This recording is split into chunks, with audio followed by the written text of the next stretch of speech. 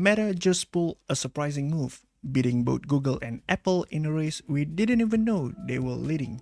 They've managed to make their Llama AI model small and efficient enough to run directly on phones and tablets. Imagine AI that's powerful, fast, and doesn't rely on some massive data center. This could seriously change how we use our phone. To really get why this is a big deal, let's look at what Google and Apple were already doing with their mobile AI. Google's AI game has been strong, especially with its Pixel phone. They've integrated AI features directly into the hardware like Google Assistant, which is known for being one of the best voice AIs out there. Plus, Google's TensorShip powers advanced machine learning features for things like photo editing, real-time language translation, and call screening. On the other hand, Apple has been rolling out its own AI in iOS. Apple's approach is all about tight integration and privacy, like on-device Siri processing, which makes things faster and keeps your data private. And with the iPhone's neural engine, Apple has managed to add AI-powered photos and video enhancement, live text recognition, and tons of other cool features that work right on the device. Now that we have the general idea, let's talk Meta. Last month, they announced this new smaller version of the Llama AI models, specifically the Llama 3.2 1B and 3B models. And get this, these models are 4 times faster and use less than half the memory of the previous version.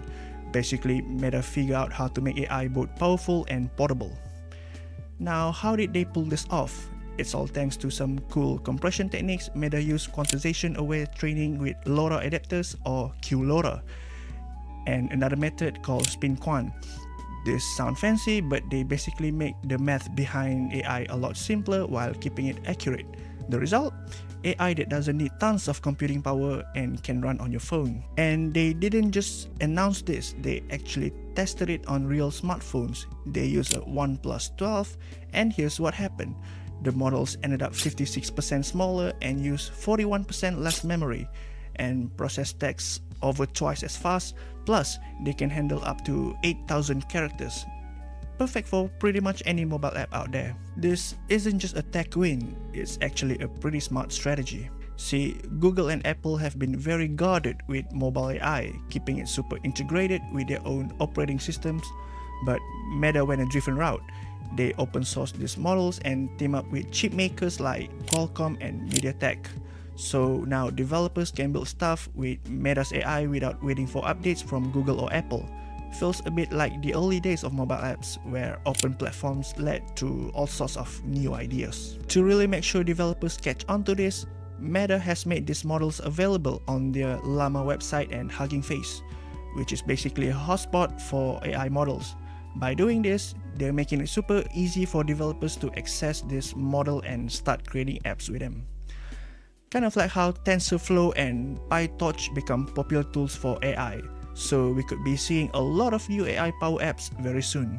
This whole move marks a huge shift. It's like instead of relying on a cloud server somewhere, your phone itself can now handle tasks like summarizing documents, analyzing text, or even generating creative writing, all without needing to send your data off to the cloud. Especially with privacy concerns growing, having the power of AI on your device is a pretty big deal. Now, it's not all sunshines and rainbows. These models still need a very powerful phone to run really well, and developers will have to weigh the privacy benefit of on-device processing against the raw power of cloud AI. And let's not forget, Google and Apple aren't exactly going to sit this one out. They have their own plans for bringing AI to phones, so it'll be interesting to see what they come next. So to wrap it up, Meta just take a huge step forward in bringing AI right to our phones. It's a move that could redefine how we use our device every day. Are we looking at a future where powerful AI is just part of our everyday mobile experience? Would you trust AI directly on your phone? It looks like it. Let me know what you think down in the comment below. If you like the video, like it. If you dislike it, just dislike it. And don't forget to subscribe. And I'll catch up with you on next video. Bye bye.